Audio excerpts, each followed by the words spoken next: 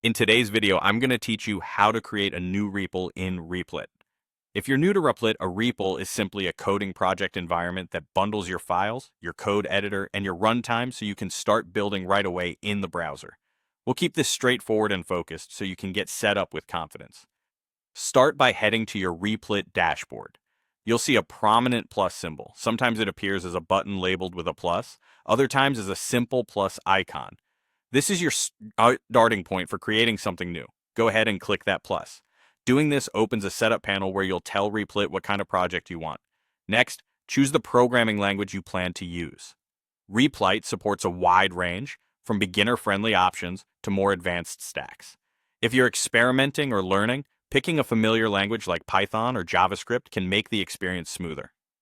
If you have a particular goal, say building a small website, selecting HTML, CSS, and JavaScript will give you a structure that matches that use case. The key idea here is to match your selection to what you want to accomplish, because this choice determines the tools and environment Replit prepares for you. After selecting your language, give your REPL a clear, descriptive name. This is more important than it might seem.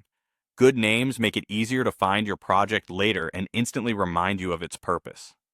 Instead of something generic, use a brief phrase that reflects your idea, like Python number guess or portfolio site 2025. Keep it readable. Underscores or hyphens are handy if you want to avoid spaces. Aim for something short but specific enough that it stands out in your list of projects.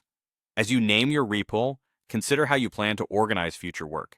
Consistent naming patterns save time, especially when you're juggling multiple experiments or tutorials. Also, choosing the right language up front helps avoid confusion later.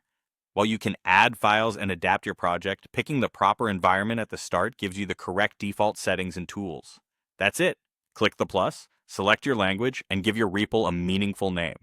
With those choices made, your new project space is ready for you. From here, you can focus entirely on writing code without worrying about setup or installs. Take a moment to double-check that the language matches your goal and that the name makes sense to you at a glance. You've just created the foundation for your next coding project, and you're ready to explore, learn, and build.